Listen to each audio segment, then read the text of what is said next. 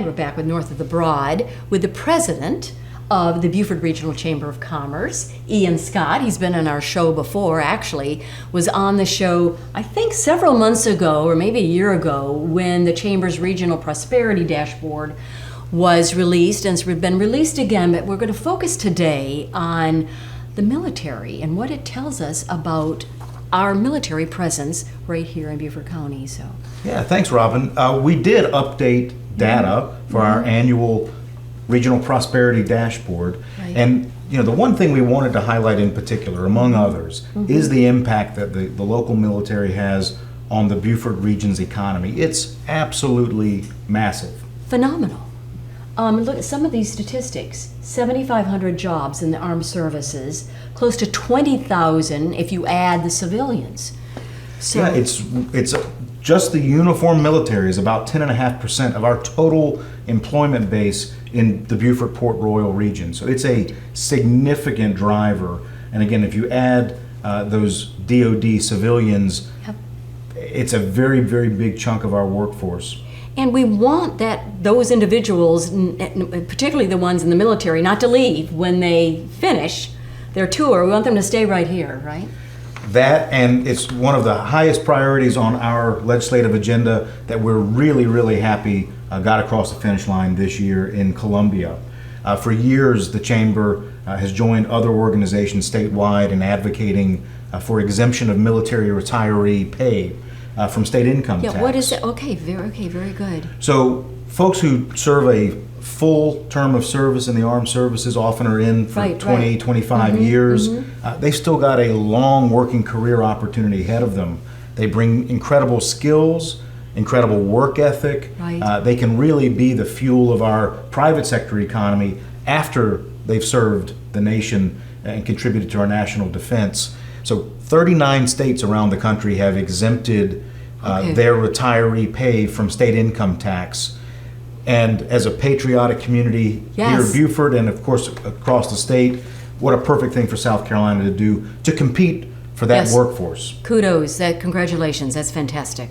Well, the real kudos go to our state lawmakers. Okay, very good. Shannon Erickson, Tom Davis, Weston Newton, Bill Hurd-Kurzman. They were all on Chip Campson. Perfect. Everyone representing this region was supportive of that measure. We're really grateful for their leadership in getting this one across the finish line. And of course, grateful to the governor for signing this into law. Okay, very good, very exciting. Now, let's talk about some of the military installations, with some upgrades both at the air station, the hangar, Parris Island. Yeah, some of the great things that happen on the bases don't get enough play in this community. So we like to highlight all the good things happening. This year, the National Defense Authorization Act appropriated $121 million to upgrade the hangar systems and expand the training capability on F-35s at Marine Corps Air Station Beaufort. It's a crown jewel in the Marine Corps' aviation training. And most people don't realize we have the largest offshore training ground for flight on the East Coast. It's absolutely massive. Who knew? We're connected to the Towson bombing range in Georgia, onshore. So there's an incredible capability for training pilots.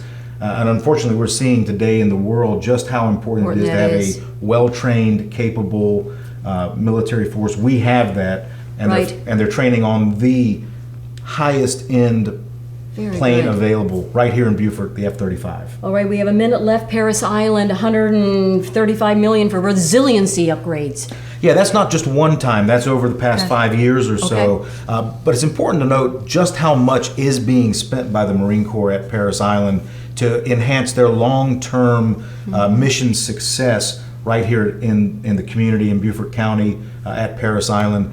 They've been making Marines for over a century now at Parris Island. And what they're doing is every project, every investment, every construction, they're building in enhanced resiliency from flooding. They're elevating streets, they're restoring marsh, they're moving once impervious surface into pervious so that it's better captures the rainfall and is they're making all those small upgrades and baking them into their normal operation to enhance their strength and their viability and their environmental sustainability for generations to come. With a great team of engineers, environmental and civil. Ian, you always have such great information. We've got to have you on more often. Thank you. I'm happy to be here. Thank you, Robyn. I appreciate the invitation. Ian Scott with the Chamber, and we'll be right back with North of the Broad.